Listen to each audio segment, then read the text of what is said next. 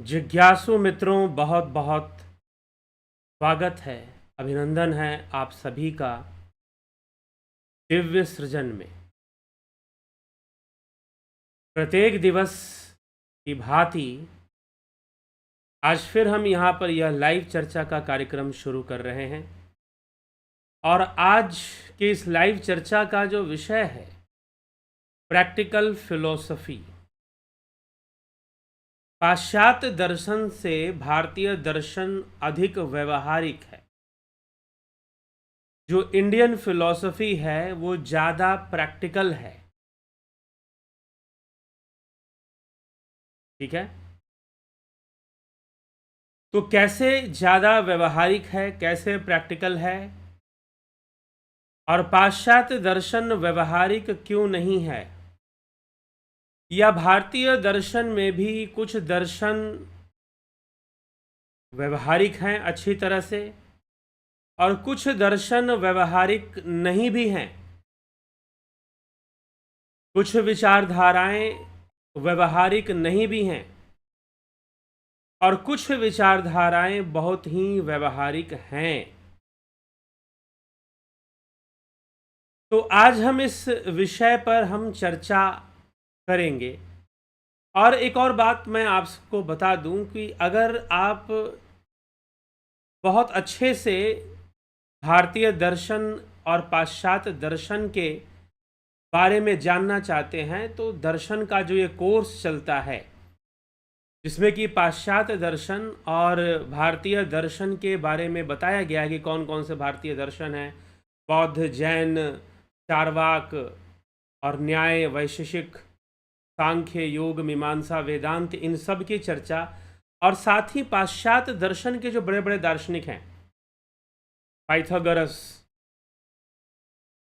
फिर आपके एनेक्सिमेंडर, सुकरात, प्लेटो, अरस्तु, इन सभी की चर्चा, और जो मॉडर्न एज में आए इमैनुअल कांट, फिर आपके बर्कले, डेकार्टिस, स्पिनोजा, लिबनिज, इन सब ने जो विचारधाराएं दी हैं, जो फिलोसफी दी है, जो एब्सोल्यूट रियलिटी के बारे में बताने की कोशिश की है, वो आपको मिल जाएगा इस कोर्स के अंतर्गत। अगर आप डिटेल में जाना चाहते हैं तो ज़रूर इस कोर्स का वो जानिए और आपको बहुत सारी बातें समझ में आएंगी। तो ये एक प्रश्न था कि भारतीय दर्शन, आज हम इस वीडियो में एक संक्षिप्त में हम सारे दर्शनों के बारे में समझने का प्रयास करेंगे कि पाश्चात्य दर्शन में कौन कौन से दार्शनिकों ने कैसा विचार दिया आज के वीडियो में, और भारतीय दर्शन को व्यवहारिक क्यों कहा जाता है। वैसे पाश्चात्य दार्शनिकों ने भारतीय दर्शन को निराशावादी भी माना है, लेकिन व्यवहारिक नहीं है ऐसा कोई कह नहीं सकता। वो भी, उनको भी मानना पड़ा कि ज़्यादा व्यवहारिक है। व्यवहारिक कहने का मतलब प्रैक्टिकल है, और जो पाश्चात्य दर्शन है वो अपनी व्यवहारिकता को खो देता है, वो ज़्यादा प्रैक्टिकल नहीं है। हाँ, एक दर्शन जिसको अस्तित्ववाद कहते हैं, एग्जिस्टेंशियलिज्म कहते हैं, जिस पर हमने कल परसों में चर्चा की थी, वो निश्चय ही व्यवहारिक दर्शन है, पाश्चात्य दर्शन का एक भाग है जो कि बहुत बाद में जाकर व्यवहारिकता से जुड़ता है। लेकिन उससे पहले जो दर्शन दिए गए, जो फिलॉसफीज दी गई, जैसे कि रेशनलिज्म है जिसके अंदर 3 दार्शनिक हुए, रेने डेकार्टिस, स्पिनोजा, लिबनीज, जो बुद्धिवादी दार्शनिक थे, और फिर जो अनुभववादी थे, एम्पेरिसिस्ट थे, लॉकी, बर्कले, ह्यूम, ये कुछ दार्शनिक थे जो बहुत ही अनुभववादी थे, एम्पेरिसिस्ट थे। तो इस प्रकार से ये दार्शनिक थे। फिर इनके बाद कुछ आदर्शवादी दार्शनिक आए, इमैनुअल कांट, हीगल जैसे दार्शनिक आए, जर्मनी के अंदर हीगल हुआ। तो इस तरह से ये जो फिलोसोफर्स आए ये प्रैक्टिकल नहीं थे, ये बहुत ज़्यादा या तो बुद्धिवादी हो जाते थे या बहुत ज़्यादा आदर्शवादी हो जाते थे, आइडियोलॉजी में चले जाया करते थे। हाँ, भारतीय दर्शन में भी आइडियोलॉजिकल फैक्ट्स हैं, कुछ ऐसे विचारधाराएं हैं जो आइडियोलॉजी में जाकर थोड़ा सा फंसती हैं, उलझती हैं। अब ऐसा क्यों कहा जाता है कि भारतीय दर्शन व्यवहारिक है? व्यवहारिकता का महत्व क्या है, पहले तो आप ये समझिए। कोई भी बात, कोई भी विचारधारा आप अगर अपनाते हैं, उस पर चिंतन करते हैं, मनन करते हैं, लेकिन अगर उसे व्यवहारिकता के स्तर पे उतार नहीं सकते, तो उसका कोई लाभ फिर नहीं है। अगर आप उसे कोई प्रैक्टिकल, कोई व्यवहारिक माध्यम आप नहीं दे सकते हैं, कोई रास्ता आप नहीं दिखा सकते हैं, ठीक है, जैसे कि हीगल की जो फिलॉसफी थी डायलेक्टिक मेथड पर बेस्ड थी। डायलेक्टिक मेथड एक बहुत ही पुराना मेथड है वेस्टर्न फिलॉसफी का, जो कि सुकरात ने और उसके पहले दूसरे दार्शनिकों ने भी उसका प्रयोग किया, फिर सुकरात ने किया और फिर अंत में हीगल। उसका डायलेक्टिज्म एक अलग था, एक अपना अलग ही स्टाइल था उसका डायलेक्टिक मेथड को यूज़ करने का, इसलिए यूनिक माना जाता है। तो हीगल कहता है कि एक थीसिस है, एक एंटीथीसिस है। थीसिस और एंटीथीसिस मिलेंगे तो क्या होगा? सिंथेसिस डेवलप होगा। अब जो सिंथेसिस डेवलप होगा वो बिल्कुल अलग होगा, एक नई क्वालिटी को लेकर आएगा, और फिर जब सिंथेसिस आएगा तो उसका भी एंटीथीसिस होगा। मतलब एक विचारधारा है, उसकी विरोधी विचारधारा है, आप दोनों को मिला दीजिए, दोनों का मंथन कर दीजिए, जैसे समुद्र मंथन हुआ था। दोनों का जब मंथन किया जाएगा, एक विचारधारा और उसकी विरोधी विचारधारा का जब मंथन किया जाएगा, तो कुछ नया निकलेगा, और वो जो नया होगा वो अपने आप में ही नया होगा, लेकिन उसका भी कोई विरोधी विचारधारा जरूर होगा, कोई नेगेटिव आइडिया उसके लिए भी होगी। और जब उसकी नेगेटिव आइडिया और नेगेटिव और पॉजिटिव आइडियाज को मिला दिया जाएगा, फिर एक नई आइडिया आ जाएगी, the new idea will take place, फिर एक नई आइडिया आ जाएगी। इसी तरह से हम सिंथेसिस करते हुए जब आगे बढ़ेंगे तो एक ऐसा पॉइंट आएगा जब कोई नेगेटिव आइडिया या एंटीथेसिस नहीं बचेगा, और वो जो आइडिया होगा वो फाइनल आइडिया होगा, वो एब्सोल्यूट रियलिटी होगा, वो एब्सोल्यूट रियलिटी होगा। तो एक लॉजिकल मेथड के थ्रू हीगल ने एब्सोल्यूट रियलिटी को डिफाइन करने की कोशिश की। अगर आप एक्सप्लेनेशन में जाना चाहते हैं कि एब्सोल्यूट रियलिटी के बारे में हीगल ने और क्या क्या बोला है, परम सत्य उसे माना है, परम तत्व उसे माना है, तो आपको फिलॉसफी का कोर्स करना पड़ेगा, उसमें हीगल की फिलॉसफी समझाई गई है। ठीक है, तो एब्सोल्यूट आइडिया, एक परम सत्य को जो पूर्णता एब्सोल्यूट है, पूर्ण है अपने आप में, एक्यूरेट है अपने आप में, उससे ज्यादा और कुछ भी नहीं है, उससे बेहतर कुछ भी नहीं है, वो एक एब्सोल्यूट रियलिटी है, तो वो आपको प्राप्त हो जाएगा, आप उसको समझ जाएंगे, जान जाएंगे। तो एक डायलेक्टिक मेथड वो बता रहा है कि आप ऐसे करेंगे, ऐसे करेंगे, लेकिन अब अपने इस मेथड को आम आदमी को वो दे पाए, आम आदमी को दे पाए कि भाई अब तुम इस तरह से वो एक आइडिया दे रहा है कि एक थीसिस होगा, एक एंटीथीसिस होगा, दोनों को हम मंथन करेंगे तो एक सिंथेसिस बन जाएगा। ठीक है, तुम कोई थीसिस लोगे, वो कोई थीसिस लेगा, अब मिलाएगा, कोई सिंथेसिस बन जाएगा। आम आदमी इस चीज को कैसे करे? तुमने ये सोचा, लेकिन तुम एक प्रॉपर एक पैटर्न नहीं दिया, तुमने एक समझाया नहीं कि एक आम आदमी कौन से अभ्यास करे, क्या प्रैक्टिस करे, जिससे कि वो एब्सोल्यूट रियलिटी तक पहुंच जाए। हीगल ये नहीं समझा पाया। इसी तरह से जब हम बुद्धिवादियों को हम देखते हैं, पाश्चात्य दर्शन में एक स्पिनोजा करके एक दार्शनिक हुआ, फिर लिबनीज करके एक दार्शनिक हुआ, जिसने कि थ्योरी ऑफ मोनाड्स दी, चित अणुओं का सिद्धांत दिया। चित अणु, उसने कहा कि स्पिरिचुअल एटम्स होते हैं, जिससे कि दुनिया बनी है, पूरी कायनात, ये संसार उससे बनी है, स्पिरिचुअल एटम से बनी हुई है, और वो जो स्पिरिचुअल एटम्स होते हैं वो अपने आप में पूर्ण होते हैं। वैसे तो वो साइंटिस्ट था, मैथमेटिशियन था लेबनीज, लेकिन अपने इस बात को, क्योंकि वो उसने क्या किया कि फिजिक्स की एटॉमिक थ्योरी को फिलॉसफी में अप्लाई कर दिया। जैसे कि फिजिकल वर्ल्ड में हम एटम्स को मानते हैं, वैसे ही उन्होंने चित्त अणुओं को मान लिया और मोनैड्स उसे नाम दे दिया, मोनैड्स, मोनैडम, और उसमें से भी एक सबसे बड़ा चित अणु होगा जो उन सभी अणुओं का एक जो है सबसे बड़ा होगा, उन सब उसके आकर्षण में रहेंगे। वैसे सारे चित अणु अपने आप में कंप्लीट है, पूर्ण है, उन्हें किसी चीज की आवश्यकता नहीं है, उन्हें किसी चीज की शेयरिंग भी नहीं करनी है। वो आपस में सिंक्रोनाइज्ड होते हैं लेकिन शेयरिंग नहीं करते, क्योंकि वो अपने आप में सब पूर्ण है। वो एक बहुत बड़े चित अणु से अट्रैक्टेड रहते हैं और उसको, उसी चित अणु को, उसी मोनाडस मोमेरेंडम को ऐसे उसने गॉड की तरह बताना शुरू कर दिया कि वही एब्सोल्यूट रियलिटी है। तो अब ये जो चित अणु हैं, एक आम आदमी उन चित अणुओं का अनुभव कैसे करे? लिबनीज ये कभी नहीं बता पाया, और उसकी जो थ्योरी भी थी उसका बहुत ही उपहास किया अनुभववादियों ने, बहुत मजाक उड़ाया। क्यों उड़ाया? क्योंकि कुछ ज्यादा ही रेशनल हो गया, कुछ ज्यादा ही रेशनल हो गया, कुछ ज्यादा ही अपने ख्यालों में उसने कई तर्क निकाल लिए, कई विचार निकाल लिए, कई तर्कों को उसने खुद ही पैदा कर लिया।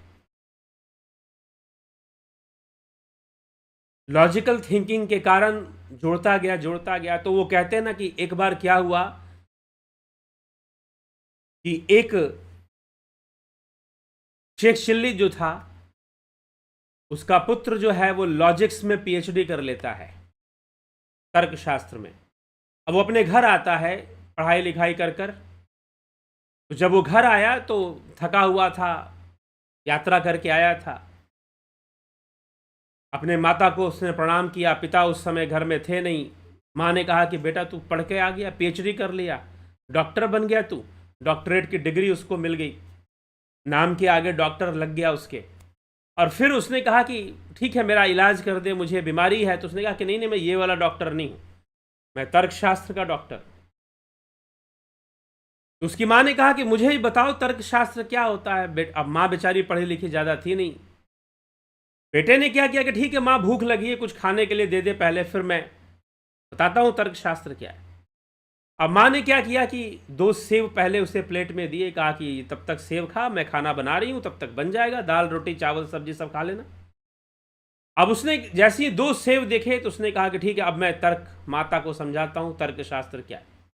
उसने कहा कि माता ये तर्कशास्त्र एक ऐसी विद्या है, एक ऐसी विद्या है कि तुम्हारे इस 2 सेव को 3 बना देगा। अच्छा, माँ ने कहा कि अच्छा, तर्कशास्त्र ऐसी विद्या है कि 2 सेव को 3 बना देगा। कहा कि ठीक है बना के दिखाओ। उसने कहा कि एक सेव उठाया प्लेट में रखा, ये कहा कि ये 1 सेव। दूसरा सेव उठाया प्लेट में रखा, बोला कि ये दूसरा 2 सेव। अब 1 और दूसरा 2 ये दोनों मिल गए तो कितना हो गया? 3। माँ ने कहा कि 3 हो गया, कैसे 3 हो गया? ने कहा कि देखो ये 1 सेव फिर उठाया रखा, दूसरा उठाया फिर उस प्लेट में रखा, बोला कि पहला वाला 1, दूसरा वाला 2, और 1 और 2 दोनों मिल गए तो कितना हुआ? 3। तो क्या मैं गलत बोल रहा हूं? माँ ने कहा तो बिल्कुल सही बोल रहा है, गलत तो नहीं बोल रहा है, 1 और 2 मिलेंगे 3 ही होगा। लेकिन प्लेट में तो 2 ही सेव हैं, तीसरा कहां है? इतने में शेख चिल्ली आ गया। शेख चिल्ली ने कहा कि लगता है यही सब पढ़ कर आया है क्या तर्कशास्त्र में? उसने कहा कि ठीक है बेटा, अभी बताते हैं तुझे कि तीसरा सेव कैसे आएगा। शेख चिल्ली ने 1 सेव खा लिया और 1 सेव उसकी माँ को दे दिया कि 1 सेव मैं खा लेता हूँ, 1 सेव तुम्हारी माँ खा लेती है, और जो तीसरा तूने बनाया है वो तू उसको खा के दिखा।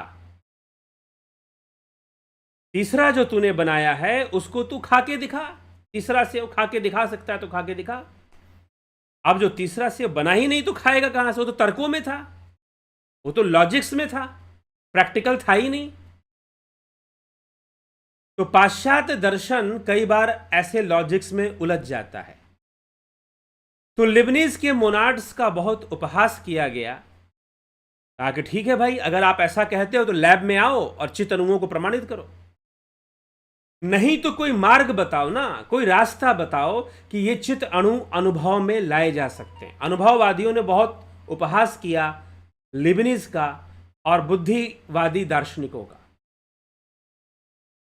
अनुभववादी सिर्फ अनुभव को मानते थे, वो बुद्धि को मान ही नहीं रहे हैं, वो लॉजिकल सिस्टम को एक्सेप्ट नहीं कर रहे हैं, कह रहे कि जो हमें अनुभव होगा वही हम मानेंगे। उसमें भी वो भी उलझ जाते हैं। हालांकि जब भी कोई अनुभव होगा तो उसमें इंद्रियां भी काम आएंगी और बुद्धि भी काम आएगा, दोनों का प्रोसेस होगा। इसी चीज को सिंथेसाइज किया इमैनुअल कांट ने, सिंथेटिक प्योर अप्रसेप्शन, जिसको इमैनुअल कांट ने सिंथेसाइज किया, रेशनलिज्म को और एम्पिरिसिज्म को, दोनों को। कहा कि यह मूर्खता होगी कि कोई ये कहे कि मुझे सारा ज्ञान मात्र इंद्रिय अनुभूति से होगा, बुद्धि का कोई प्रयोग नहीं करेंगे। नहीं, दोनों के समन्वय से जो ज्ञान प्राप्त होता है वो वास्तविक ज्ञान होगा, कि अनुभव भी हमने किया और बुद्धि का प्रयोग भी किया। लेकिन बिना अनुभव किए बुद्धि का प्रयोग किए जा रहे हैं, तो ये भी पूर्णता मूर्खतापूर्ण है। तो बुद्धिवादी दार्शनिकों ने, रेशनलिस्ट फिलोसोफर्स ने ऐसे ऐसे तर्क दिए जिसका कोई प्रैक्टिकल प्रूफ नहीं मिल रहा था। ज्यादातर इसमें मैथमेटिशियन, फिजिसिस्ट थे, लेकिन फिर भी इस सारा लॉजिकल प्रोसेस तक ही लिमिटेड रहे ये लोग। अगर लिबनीज कहता है कि चित अणु होते हैं, मोनैड्स होते हैं, स्पिरिचुअल एटम्स होते हैं, तो उन स्पिरिचुअल एटम्स को एक्सपीरियंस कैसे करना है, how to experience spiritual atoms, ये वो बताकर कभी नहीं गया। वो प्रोसेस उसने कभी नहीं बताया कि how to experience spiritual atoms, या कोई साधारण मनुष्य कैसे अनुभव करेगा उसको, ये रास्ता नहीं दिया गया। इसी तरह से प्लेटो की टू वर्ल्ड थ्योरी, जो सेकेंड वर्ल्ड है, उसको कोई साधारण मनुष्य, आपने जाना, आपने कह दिया कि टू वर्ल्ड है, दूसरी दुनिया एक है जिसको उसने फॉर्म कहा और एक को मैटर कहा, फॉर्म एंड मैटर की थ्योरी उसने दी। और फॉर्म की दुनिया जो है वो सूक्ष्म दुनिया है, तो उस सूक्ष्म दुनिया को एक्सपीरियंस कैसे किया जाए, अनुभव कैसे किया जाए, वो रास्ता बताओ। अगर तुमने अनुभव किया ठीक है, लेकिन तुम हमें तो मार्ग दिखाओ कि हम क्या करें कि हम उस सूक्ष्म जगत का अनुभव कर सकें। तो पाश्चात्य दर्शन के अंदर ये कमी दिखाई देती है कि वो लोगों को प्रैक्टिकल थिंकिंग या प्रैक्टिकल रास्ता देने में सक्षम नहीं हो पा रहे हैं, ये समस्या दिखाई देती है। तो अब भारतीय दर्शन में जब हम आते हैं तो ऐसा नहीं है। भारतीय दर्शन की विशेषता क्या है? अगर भारतीय दर्शन कह रहा है कि सूक्ष्म लोक होता है, भारतीय दर्शन में कहा जा रहा है कि ब्रह्म है, भारतीय दर्शन में कहा जा रहा है कि आत्मा है और सूक्ष्म लोक है, जीव है, सूक्ष्म शरीर है, कारण शरीर है, तो भारतीय दर्शन में अष्टांग योग की पद्धति दी गई है कि आप अभ्यास कीजिए, यम नियम आसन प्राणायाम प्रत्याहार धारणा ध्यान समाधि, आप करिए अभ्यास, आपको अनुभव होगा। भारतीय दर्शन में योग की पद्धति दी जा रही है, बौद्ध दर्शन में विपश्यना सिखाया जा रहा है, जैन दर्शन में प्रेक्षा ध्यान सिखाया जा रहा है। आप अनुभव कर सकते हैं। अगर हम कह रहे हैं कि ऐसा लोक है, तो आप उसकी अनुभूति भी कर सकते हैं, अगर आप हमारी बताई हुई पद्धति से साधना करेंगे तब। अगर आप हमारी बताई हुई पद्धति से ध्यान योग करेंगे तब। तो यहां पर प्रैक्टिकल स्पिरिचुअलिटी है, प्रैक्टिकल फिलॉसफी है। ठीक। अगर महर्षि पतंजलि सिद्धियों की चर्चा करते हैं विभूतिपाद में कि ऐसी ऐसी सिद्धियां आ जाती हैं, तो वो एक रास्ता भी बता रहे हैं कि भाई ऐसे करो ना साधना, ऐसे प्रैक्टिस करो, ऐसे अभ्यास करो। तो इसमें एक प्रैक्टिकलिटी है, एक व्यवहारिकता है, यही बात है। इस तरह से भारतीय दर्शन व्यवहारिक हो जाता है। अब हम कुछ दर्शन तो पूरी तरह से व्यवहारिक हैं, जैसे कि मीमांसा शास्त्र, वो कर्म की बात करते हैं और कर्म सिद्धांत को दे रहे हैं कि भाई ऐसे ऐसे कर्म करो, वो आपको प्रैक्टिस में डाल रहे हैं। इसको कहते हैं व्यवहारिकता, व्यवहारिक होना, कि आप वो चीज जो आप बता रहे हो, अगर कर्मकांड सिद्धांत बताया गया तो नित्य कर्म की व्याख्या दी गई, निमित्त कर्म, काम्य कर्म, निषिद्ध कर्म, प्रायश्चित कर्म, कर्मकांड सिद्धांत इस तरह से बताया गया, समझाया गया, दिया गया कि आप इसको प्रैक्टिस में ले आइए। अगर योग सूत्र में कहा जा रहा है कि कैवल्य की प्राप्ति, समाधि की प्राप्ति होती है, परमानंद की प्राप्ति होती है, ऐसी शांति का अनुभव होता है, दिव्य अनुभव होता है, शून्य का अनुभव होता है, अगर बताया गया तो उसकी अभ्यास भी दिया गया कि आप इस पद्धति से अभ्यास करिए। हर आम मनुष्य को, यह नहीं कि आपने जान लिया और आपने बता दी, अपनी फिलॉसफी झाड़ दी आपने, नहीं। हर साधारण मनुष्य, कुछ आप जो समझा रहे हैं, हर साधारण मनुष्य समझ सके और हर साधारण मनुष्य जो है अभ्यास कर कर उस अवस्था का अनुभव कर सके जिस अवस्था के बारे में आप बता रहे हैं। तो अगर योग सूत्र स्वरूप की बात कर रहा है, योग सूत्र समाधि की बात कर रहा है, योग सूत्र या जो हमारे योग ग्रंथ हैं, हठ प्रदीपिका, घेरंड संहिता, उसमें आनंद की बात की जा रही है, नादानुसंधान की बात की जा रही है, तो वो नाद सुनाई देता है, वो ज्योति दिखाई देती है, लेकिन यह सब साधन ही तो है, कोई लक्ष्य थोड़ी ना है नाद सुनाई देना, ज्योति दिखाई देना। अब कुछ लोग इसी को ब्रह्म ज्ञान कह देते हैं, अभी तो बहुत आगे है। तो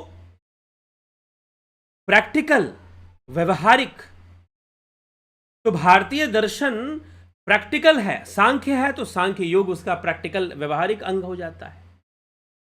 न्याय है तो न्याय व्यवहारिकता की पूरी, न्याय तो पूर्णतः तर्क शास्त्र की बात कर रहा है कि कैसे दो लोग वाद विवाद करते हैं और वाद विवाद करते समय कौन कौन से चीजें होती हैं जो गलत होती हैं, कौन कौन सी चीजें सही होती हैं। कौन सा वाद जो है या विवाद जो है जिसको हम छद्म कहेंगे, गलत कहेंगे, उसे हम कुतर्क बोलेंगे। तो आप कभी न्याय शास्त्र, न्याय दर्शन अगर आप जानना चाहते हैं, न्याय दर्शन में क्या क्या बातें बताई गई हैं, आप फिलॉसफी का कोर्स करिए। ऐसे नहीं, अगर दो लोग डिबेट, आजकल आप मीडिया में डिबेट देखते होंगे, शास्त्रों का अपमान है उस तरह का डिबेट होना। डिबेट ऐसे नहीं हुआ करते थे कि जबरदस्ती का डिबेट कराओ, चिल्लम चोट खूब मचाओ, खूब चिल्लाओ तो लोग बैठेंगे देखेंगे, क्योंकि लोगों को झगड़ा देखना पसंद है। मीडिया वाले जानते हैं लोगों को झगड़ा देखना पसंद है, लोगों को नेगेटिविटी पसंद है। पॉजिटिविटी से ज्यादा नेगेटिविटी की ओर अट्रैक्ट होते हैं लोग। झगड़ा उगड़ा कराओ, किसी को चांटा भी खिलवा दो, चैनल के ऊपर, टीवी सेट के ऊपर चांटा भी मरवा दो किसी को, ठीक है, टीआरपी खूब आएगी, बढ़िया आएगा। दिस इज, ये जो डिबेट चलता है ये कोई डिबेट नहीं है, ये तो मजाक है, ये तो वाहियात चीजें हैं। लेकिन जो शास्त्र व्यवस्था है, शास्त्रों में, न्याय दर्शन में डिबेट कैसे होना चाहिए, दो लोगों के बीच में अगर तर्क वितर्क हो रहा है तो वो कैसे होना चाहिए। अगर जाओगे ना, अगर न्याय दर्शन के अनुसार डिबेट करोगे तो बहुत मुश्किल हो जाता है कि आप जहां आप गलत तर्क दोगे वहीं पर फंस जाओगे। और जो जज होगा, जो आपको जज करेगा, वो भली भांति न्याय शास्त्र का ज्ञाता होगा, वो तुरंत पकड़ेगा कि आपने कहां गलती की है, आपका जो तर्क है वो अनुचित जा रहा है, आप तर्क नहीं कर रहे हैं, आप छद्म कर रहे हैं, आप धोखा दे रहे हैं, आप कुतर्क कर रहे हैं, तो तुरंत पकड़ेगा। ठीक है, तो इस तरह के विद्वान जजमेंट वहां देने वाले लोग होते थे कि जो आपके तर्क को पकड़ सके कि बंदे ने मतलब कि तर्क दिया, सुनने में तो बड़ा सही लग रहा है लेकिन है जल्प। जल्प एक प्रकार का तर्क होता है, न्याय शास्त्र में इसका वर्णन आता है। टोटल लगभग 16-17 प्रकार के तर्कों का वर्णन है वहां पर। तो ये व्यक्ति जल्प कर रहा है, ये कुतर्क कर रहा है, सुनने में उसका तर्क बड़ा ही सही लग रहा है, कितना सटीक लग रहा है सुनने में तर्क। कई बार लोग ऐसे तर्क देते हैं, सुनने में तो बिल्कुल सटीक, हाँ भाई बात इसकी सही लग रही है।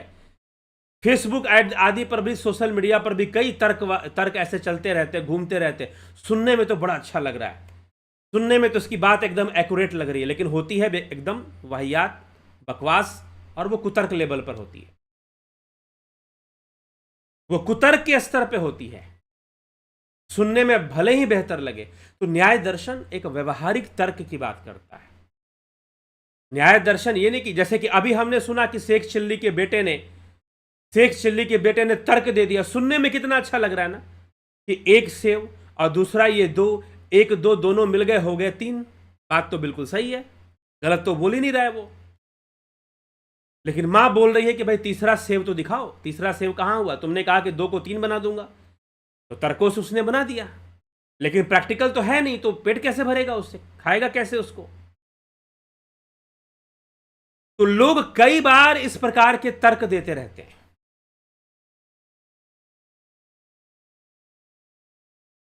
कई बार इस प्रकार के तर्क देते रहते हैं। तो हमें विचार करना है इसको। तो ऐसे तर्कों से कभी भी किसी का कल्याण नहीं होता, ना धर्म की स्थापना होती है। हां, कोई सरकार बना ले, किसी को लगता है कि भाई नेताजी जीत जाएंगे तो शायद धर्म की स्थापना हो जाएगी, मूर्खों की सभा है, तो लोगों को लगता है ऐसा। तो राजनीति एक बड़ी ही विचित्र चीज होती है, वहां पर अजीब अजीब से तर्क चलते हुए आपको दिखाई देंगे। लेकिन जो समझदार है, जो विवेकी है, वो पहली बार में ही पकड़ लेगा। पहली बार में ही पकड़ लेगा कि भाई साहब कहां पर जा रहे हैं, किस तरह के। ठीक है, लाखों लोग होंगे जो उनकी हां में हां मिला देंगे, क्योंकि इतना सोचता कौन है? शास्त्रों का सही ज्ञान है ही तो नहीं, तो इतना गहराई में जाके सोचोगे क्यों? पूरे सनातन धर्मियों के साथ, हिंदू अनुयायियों के साथ सबसे बड़ी समस्या है कि इनके पास अपने मूल शास्त्रों का ज्ञान नहीं, ओछा ऊपर ऊपर का छिछला ज्ञान, जिसके ऊपर ये कॉन्फिडेंस लाते हैं कि हम हिंदू हैं। मूल वैदिक दर्शन क्या कह रहे हैं, किस तरह के तर्क दे रहे हैं ईश्वर के बारे में, सृष्टि के विषय में, उससे कोई लेना देना नहीं। तो उतनी मजबूती लाने के लिए ये जो न्याय शास्त्री हुआ करते थे, तर्क व्यवस्था को भली भांति समझाते हैं कि तर्क कैसे होना चाहिए, दो लोगों के बीच में डिबेट कैसा होना चाहिए। और उसमें इतनी कैटेगरीज दी गई हैं डिबेट की कि अगर आपने 1 से 2 सेव को 3 बनाने की कोशिश की तो पकड़ लिए जाओगे कि भाई आप, सुनने में तो आपकी बात सही लग रही, लेकिन है बिल्कुल बकवास। इसको कहा गया जल्प। भाई व्यक्ति ठीक बोल रहा है, और घर परिवार में, दोस्तों यारों में कई लोग ऐसे तर्क देते रहते हैं, और कई बार मैं ये देखता हूं कि ऐसे बकवास तर्कों से लोग सेटिस्फाई भी हो जाते हैं।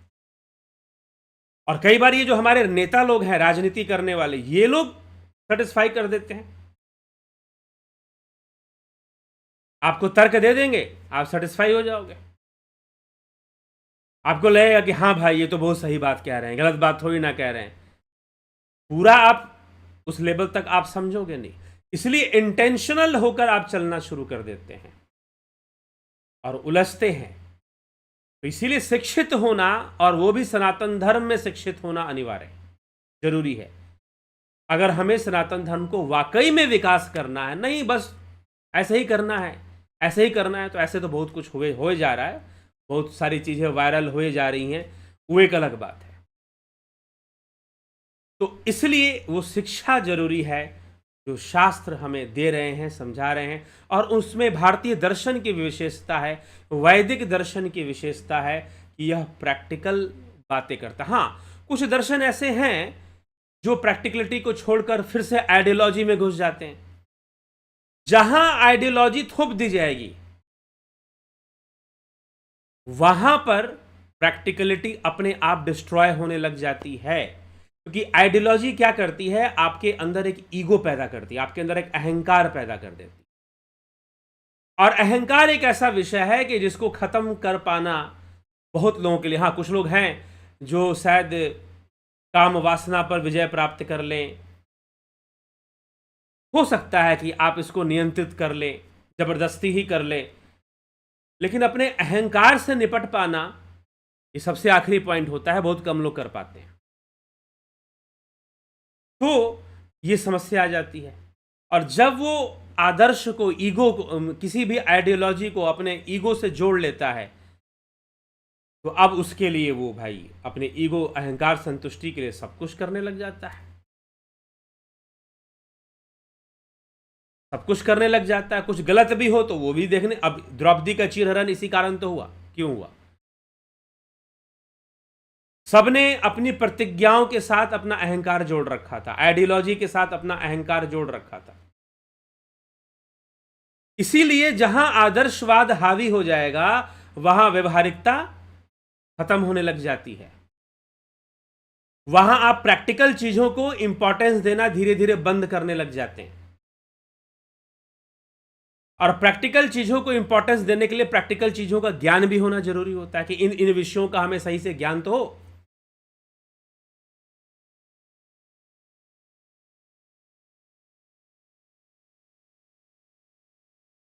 ठीक है, तो आदर्शवाद कई बार हमें व्यवहारिकता से दूर लेके चला जाता है। इसीलिए योग जो है, हाँ आदर्श होता है, ऐसा नहीं कि हमें आदर्शों को मानना ही नहीं चाहिए, लेकिन आदर्शों को मानने का मतलब ये नहीं होता कि जो प्रैक्टिकल चीजें चल रही हैं हम उनको इग्नोर कर दें, उनको हम बिल्कुल इग्नोर कर दें कि नहीं ऐसे है तो ऐसे ही होगा, मेरी इमेज तो एकदम राम जी जैसी है, ठीक ना, मैं चाहता हूं कि मेरी पूजा राम जी जैसी होती ही रहे। तो कई बार लोग अपने आइडियोलॉजी के चक्कर में पता चलता है कि राम क्या बनोगे, बहुत दूर की बात होगी तुम्हारे लिए। इसीलिए हमारे जो शास्त्र हैं, जो मूल शास्त्र हैं, वो आपको आत्मज्ञान की प्रेरणा देते हैं। वो ये कहते हैं कि तुम अपने आप को जानो, स्वयं को जानो। वो आपको ये लक्ष्य नहीं देते हैं कि तुम राम जैसे बन जाओ या कृष्ण जैसे बन जाओ, बल्कि आपको ये लक्ष्य देते हैं। स्वयं कृष्ण ये नहीं कहते कि कोई कृष्ण जैसा बन जाए। कृष्ण उपदेश दे रहे हैं, नो दाई सेल्फ, खुद को जानो,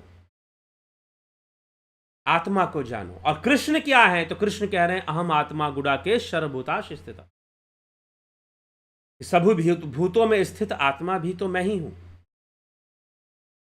तो जब सारे भूतों में ही स्थित है, तुम में भी स्थित है, तो जो तुम में स्थित है तुम उसको जानो। इसलिए भारतीय दर्शन या बाद तक आने वाले योगी, चाहे वो रामकृष्ण, स्वामी रामकृष्ण परमहंस हो, स्वामी विवेकानंद हो, महर्षि दयानंद सरस्वती हो, और एक दक्षिण भारत में महर्षि रमण हो, अरविंदो हो, सब आपको आत्मज्ञान का उपदेश कर रहे हैं। आत्मज्ञान का उपदेश और सेल्फ डेवलपमेंट, अपना विकास कीजिए, अपनी चेतना का विकास कीजिए योग के माध्यम से, साधना के माध्यम से, ध्यान योग के माध्यम से अपने आप को विकसित कीजिए। वो ये नहीं कह रहे हैं कि आप राम जैसा बन जाओ या आप कृष्ण जैसा बन जाओ, फलाने ऋषि ने इतनी तपस्या की थी तो मैं भी वैसे करूंगा, स्वामी विवेकानंद ने इतना कठोर संघर्ष किया था तो मैं भी वैसे। अरे जबरदस्ती के संघर्ष करोगे क्या? अपने आत्मज्ञान की ओर बढ़ो। हाँ, तितिक्षा, तपस्या, यह तो योगी को करना ही पड़ता है, इस मार्ग से तो उसे गुजरना ही पड़ता है। लेकिन जब जबरदस्ती के आदर्शवादी जब आप बन जाते हैं, तो फिर आप अपने आप प्रैक्टिकलिटी से दूर हो जाएंगे, आप व्यवहारिकता से वैसे वैसे दूर निकलते जाएंगे। तो ये समझ, तो पाश्चात्य दर्शन में कई बार ऐसा हुआ, कई जगहों पर, ज्यादातर जगहों पर ऐसा ही दिखाई देता है। कई बार वो बहुत आदर्शवादी हो गए, कई बार जो है आदर्शवादी होने के कारण प्रैक्टिकलिटी तो आ ही नहीं पाई, दिया उन्होंने प्रैक्टिकल मेथड दिया ही नहीं। भारतीय दर्शन की विशेषता है कि यहां प्रैक्टिकल व्यवहार में, कर्म में आप चीजों को कैसे उतारेंगे। अगर योग दर्शन है तो योग दर्शन आपको पूरा दे रहा है कि आसन में कैसे बैठना है, ध्यान कैसे लगाना है, चित्तवृत्ति का निरोध कैसे करना, वो आपको अभ्यास सिखा दे रहा है कि भाई सीखिए, अभ्यास करना शुरू कीजिए, स्टार्ट द प्रैक्टिस। ये इसकी व्यवहारिकता है। योग दर्शन आपसे ये नहीं कहता कि आप ये बन जाओ या वो बन जाओ, कहता है कि आप अपने स्वरूप को जान लो। तद्द्रष्टु स्वरूपे अवस्थानाम, स्वरूप में जाके स्थित हो जाओ।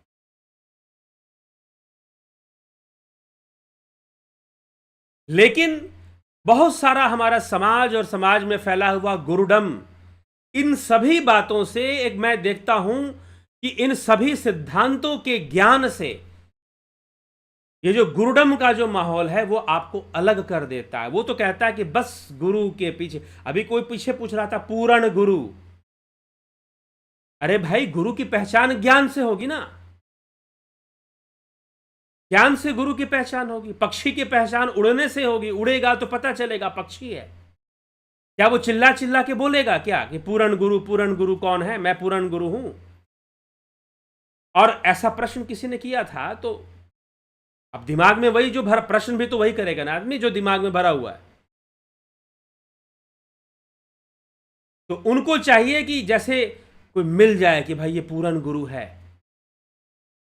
बोल दे कि वो पूर्ण गुरु है तो मैं पूर्ण गुरु धारण कर लूंगा।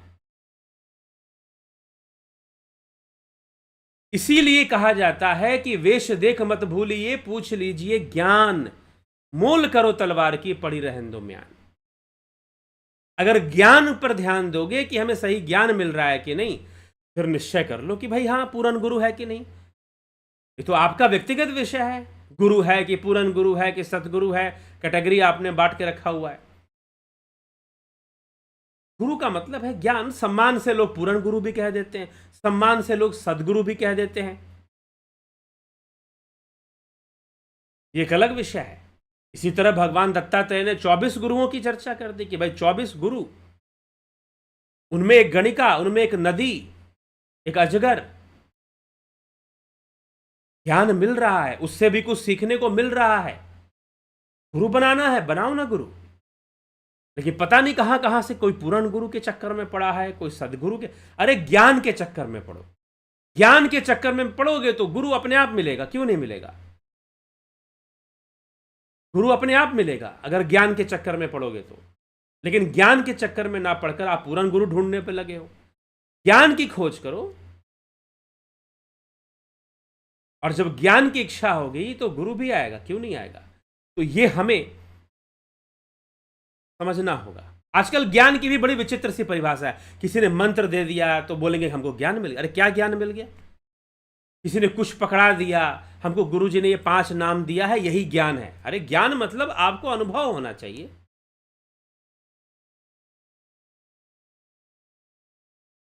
तो कोई कुछ दे दिया, कुछ दे, उसको आप ज्ञान की संज्ञा कैसे दे सकते हैं?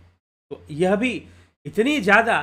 तो मूल सिद्धांत जो है कि आप स्वरूप की उपलब्धि करो, तद द्रष्टु स्वरूपे अवस्था नाम। ये जो गुरुडम का माहौल है हमारे देश के भीतर, उनमें से मैं ये नहीं कहता कि सारे गुरु ऐसे, कई गुरु हैं जो सही काम कर रहे हैं और सही बात शास्त्रों से बता रहे हैं।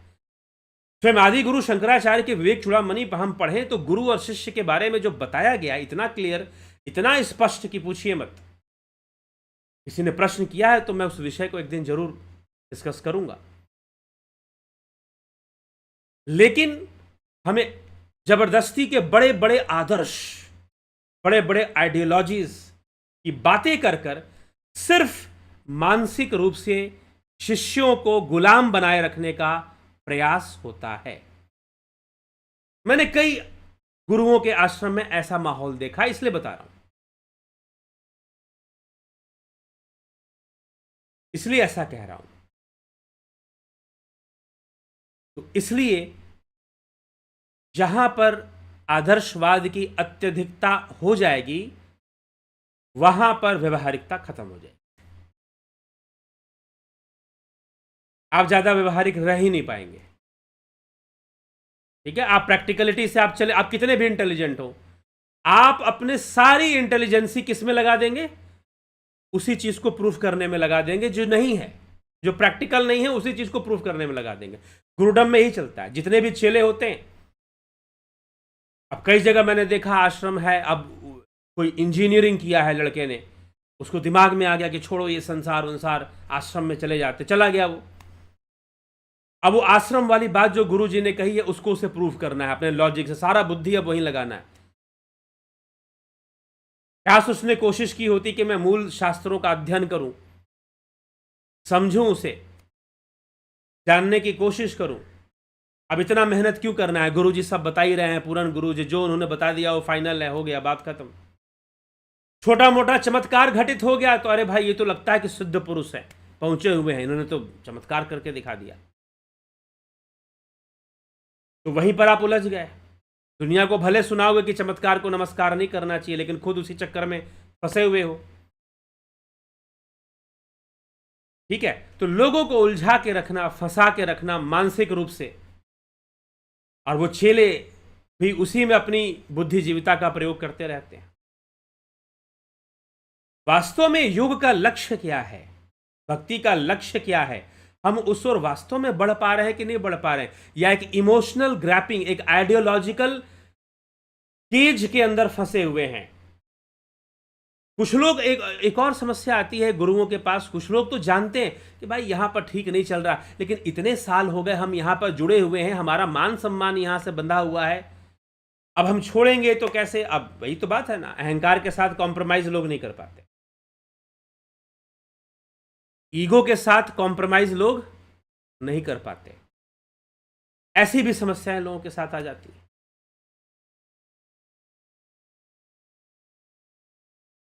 ठीक है, तो ऐसी बहुत सारी चीजें हैं जो आपको बांधती हैं और आपको व्यवहारिकता से दूर ले जाती हैं। तो व्यवहारिक होना, योग दर्शन व्यवहारिक दर्शन है, वेदांत भी व्यवहारिक है, एक प्रोसेस बताता है, साधन चतुष्टय का प्रोसेस, श्रवण मनन चिंतन और निधिध्यासन का प्रोसेस, कि आप इस प्रक्रिया से गुजरिए, इसका अभ्यास शुरू कीजिए। हाँ ठीक है, वेदांत में कई जो शाखाएं आई वो बहुत ज़्यादा आइडियोलॉजिकल हो जाती हैं। ऐसा बात नहीं कि भारतीय दर्शन में कहीं कहीं ये कमियां आ जाती हैं कि वो गैर व्यवहारिक हो जाते हैं। खासकर मध्यकालीन जो दार्शनिक हुए उनमें कई ऐसे थे जो गैर व्यवहारिक हो गए थे, प्रैक्टिकल नहीं थे वो, और ओवर डिपेंडेंसी ऑन गॉड दे दिया। तो फ्रेडरिक नीत्शे ने कहा कि God is dead, we have killed the God. क्यों ऐसा कहा? क्योंकि लोग अपने लाइफ में हर बात के लिए गॉड पर डिपेंड हो जाना, ये क्या कहानी हुई भाई, तुम तो सबसे बड़े गुलाम तो तुम ही बने जा रहे हो।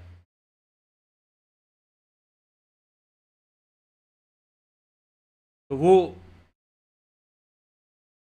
उसने खुलकर ये कह दिया गॉड इज डेड, वो मर गया, और मरा ही हुआ था। जिंदा कब हुआ? वो मरा ही हुआ था।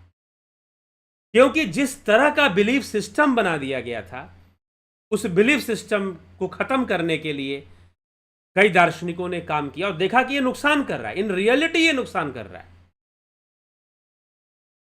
तो वैसे ही कई बार ऐसा बिलीफ सिस्टम क्रिएट कर दिया जाता है और आप उस बिलीफ सिस्टम में रहते हो और आप अपने आप को सच्चा भक्त समझते रहते हैं, और किसी संस्था किसी गुरु जी से जुड़े हुए हैं, वहां चार लोग आपको भक्त मानते भी हैं, अरे ये तो बहुत ही सज्जन व्यक्ति हैं, बहुत भक्त प्रवृत्ति के हैं, बहुत बड़े गुरु जी के साधक हैं, तो आपको सम्मान भी मिलता है, तो आपको लगता है कि भाई बढ़िया है, अच्छा है।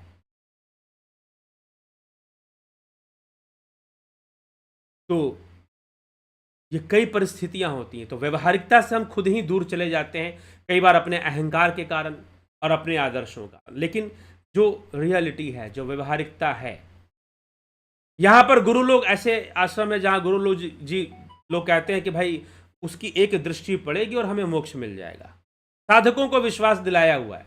आदि गुरु शंकराचार्य कह रहे हैं कि बेटा जब तक तुम्हारी इच्छा नहीं है कि तुम्हें मोक्ष मिले, कोई तुम्हें मोक्ष नहीं दे सकता। गुरु भी तुम्हारी सहायता तब कर पाएगा जब तुम्हारा प्रयास ईमानदारी से होगा। एक तरफ आदि गुरु शंकराचार्य ये समझा रहे हैं और दूसरी तरफ समझाया जाता है कि गुरु की दृष्टि पड़ेगी और तुम्हारा ऐसे कल्याण हो जाएगा, तुम बस सेवा में लगे रहो।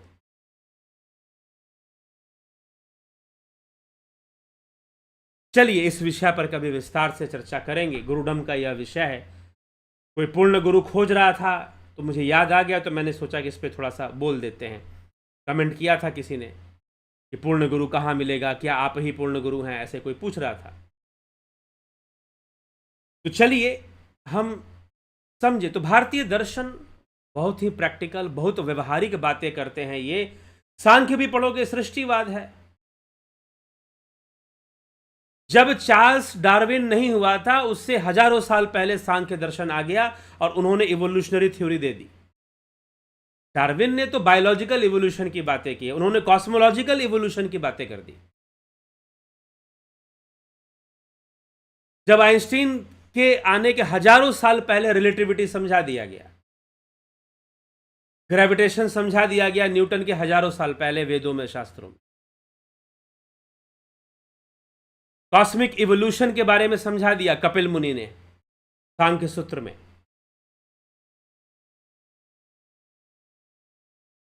तो यह सब बातें हैं, यह सब भारतीय दर्शन की वैज्ञानिकता और व्यवहारिकता है, प्रैक्टिकलिटी है। तो ये हमें समझना, जो कि पाश्चात्य दर्शन में इसकी कमी दिखाई देती है। हाँ, पाश्चात्य दर्शन में फिर वैज्ञानिक खोज होते हैं, तो विज्ञान की, साइंस, फिलॉसफी ऑफ साइंस एक अपनी अलग विषय है। लेकिन मानव जीवन में किसी चीज को प्रैक्टिकल करना, जीवन के लिए प्रैक्टिकल होना जरूरी होता है, तभी हम उसका पूरा लाभ उठा सकते हैं।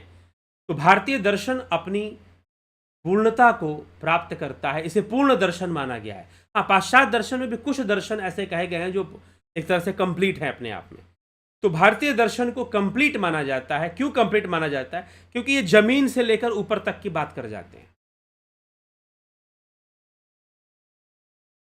ऊपर तक की बात कर जाते हैं, जमीन से लेकर, चाहे वो बौद्ध दर्शन हो। बौद्ध दर्शन और जैन दर्शन में भी विशेषता है कि भाई आपको अभ्यास की, हाँ ठीक है, कुछ आइडियोलॉजिकल चीजें वहां पर भी कंफ्यूज करती हैं, लेकिन आपको जमीन से लेकर के आपको प्रैक्टिस कैसे करना है, आपको अभ्यास कैसे करना है, एक आदमी कैसे जुड़ेगा, एक व्यक्ति कैसे आगे बढ़ेगा।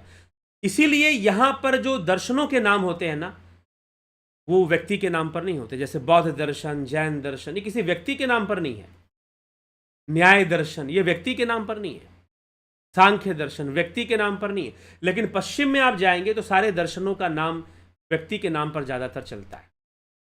सुकरात का दर्शन, प्लेटो का दर्शन, अरस्तु का दर्शन, ऐसे नाम पे चल रहा है।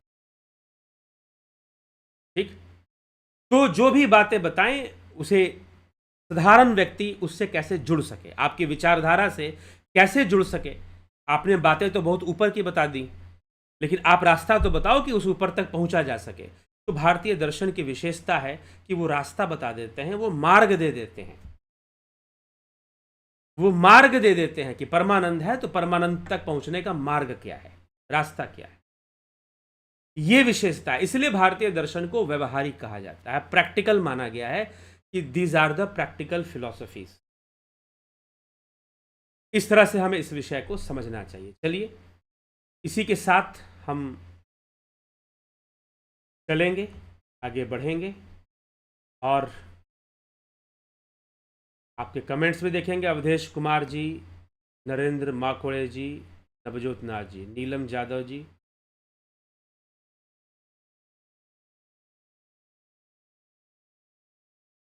सांख्य दर्शन के बारे में और जानकारी, अगर आप पूरी जानकारी जानना चाहते हैं तो फिलॉसफी का कोर्स कर लीजिए, वो ज़्यादा अच्छा है। ठीक ना, उसमें डिटेल में मैंने बता रखा है। यहाँ तो हम लाइव चर्चा करते हैं, जो लोग प्रश्न पूछते हैं उन पे आधारित। किसी ने पूछा था कि भारतीय दर्शन व्यवहारिक क्यों कहते हैं इसको, तो रीज़न आज बताना था। तो जो लोग प्रश्न करते हैं और जो समसामयिक माहौल बना हुआ है चारों तरफ, उन सब को लेते हुए हम यहाँ पर चलते हैं। फिलॉसफी के कोर्स में आपको सांख्य दर्शन के सारे तत्वों की चर्चा मिलती है। आप जरूर कोर्स को करें तो आप लाभ, क्योंकि कोई भी विषय आप गंभीरता से ग्रहण कर पाएं, इसलिए इसे कोर्सेस में आपको दिया जा रहा है। घनश्याम सरोदे जी, सविता नायक जी, ओम तत्सत। इसे दिव्य सृजन चैनल द्वारा चलाए जाने वाला ध्यान योग साधना कोर्स बड़ा ही संतोषप्रद परिणाम देने वाला है, इससे लाभान्वित हों। जी हाँ, जिन लोगों ने भी ध्यान योग कोर्स किया वो खुद अनुभव करने लग जाते हैं कि हाँ, उनके अनुभव में चीज़ें आने लग जाती हैं। शांति का अनुभव, शून्यता का अनुभव, सूक्ष्म जगत का अनुभव उनके द्वारा होना शुरू हो।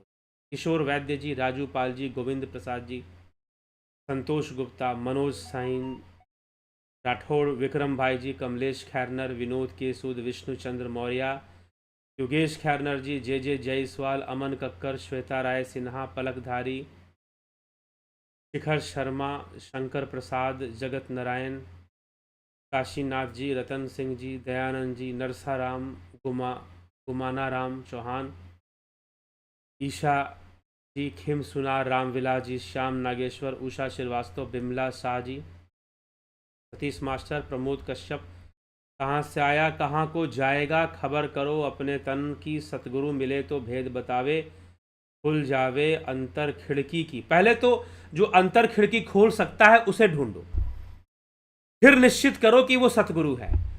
पहले सतगुरु को ढूंढोगे तो पता नहीं वो खिड़की खोलने के इंतजार, मैंने कई जगह, हाँ तेरी खिड़की खुल जाएगी, तेरी खिड़की खुल जाएगी, सेवा कर सेवा कर, वो पता चला सारी जिंदगी तुमसे सेवा करवा ली है, खिड़की ना खुली। ठीक है, तो पहले सही से पता कर लो कि खिड़की खोल भी सकता है कि नहीं, खोल भी रहा है कि नहीं। और अगर खोल दे, देखिए जो सच्चा गुरु होगा ना, वो ज्ञान पर ध्यान देगा कि मैं ज्ञान जो जानता हूं वो दे सकूं लोगों को, उनके कल्याण के लिए। लोग उसे गुरु जी कहें, उसको सतगुरु बोले, उसको पूर्ण गुरु बोले ना, वो बुलवाएगा अपने चेलों से। हाँ, सम्मान से कोई कहता है तो कहता है, लेकिन इस चीज का वो प्रचार नहीं करेगा कि वो पूर्ण गुरु है, वो सतगुरु है। ठीक है, वो तो ज्ञान बांटेगा, लो भाई जिसको लेना। हाँ देगा, जो लेने आ रहा है कम से कम वो गंभीरता से ले, ये मजाक मजाक में लेके चला जाए, ऐसा ना हो। ठीक है। रूपलाल विश्वकर्मा जी, जलाराम रायका, प्रसन्ना उप्रेती जी, शिवदास वर्मा, जे जायसवाल।